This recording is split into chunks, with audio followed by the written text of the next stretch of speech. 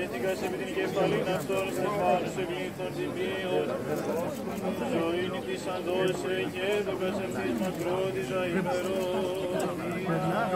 Τους επεσίως της τιμής μαύρους το ανάγνωσμα. Αδελφοί, ευχαριστείτε πάντοτε υπερπάντων, εν ονόματι του Κύριου ημών Ιησού Χριστού του Θεού και Πατρί, υποδασσομένοι αλληλείς εν φόβο Χριστού, εγινέται εις αγάσιν υποτάσσεστε ως το Κύριο, ως Ιωάννη ρεστή κεφαλή της γυναικών, ως και ο Χριστός κεφαλή της Εκκλησίας, και αυτός εις της σωτήρ του σώματος.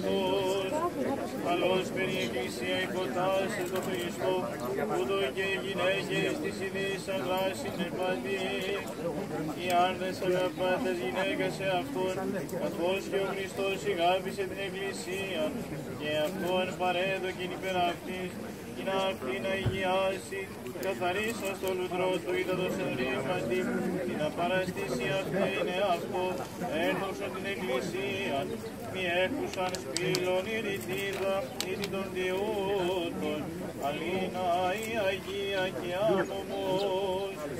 Ούτως ο φίλους είναι οι άρδες αγαπάντας σε αυτόν γυναίκας, ως τα εαυτόν σώματα, ο αγαπών την εαυτού γυναίκα εαυτόν αγαπά. Ουδείς γάρ ποτέ την εαυτού σάρκα εμίσησε, αλλά εκτρέφηκε θάλπη αυτήν, καθώς και ο Κύριος την Εκκλησία, ότι μέλιες μεν του σώματος αυτού εκ της αρκός αυτού και εκ των οστέων αυτού. Αντί τούτου καταλήψει άνθρωπος τον πατέρα αυτού και την μητέρα και προσκοληθήσετε προς την γυναίκα αυτού και έσονται οι δύο εις σάρκα μίαν. Το μυστήριον τούτο μέγα εστί. Εγώ δε λέγω εις πιστόν και εις την Εκκλησία. Πλην και εμείς η καθένα έκαστος την εαυτού γυναίκα, ούτως αγαπάς το ως εαυτόν.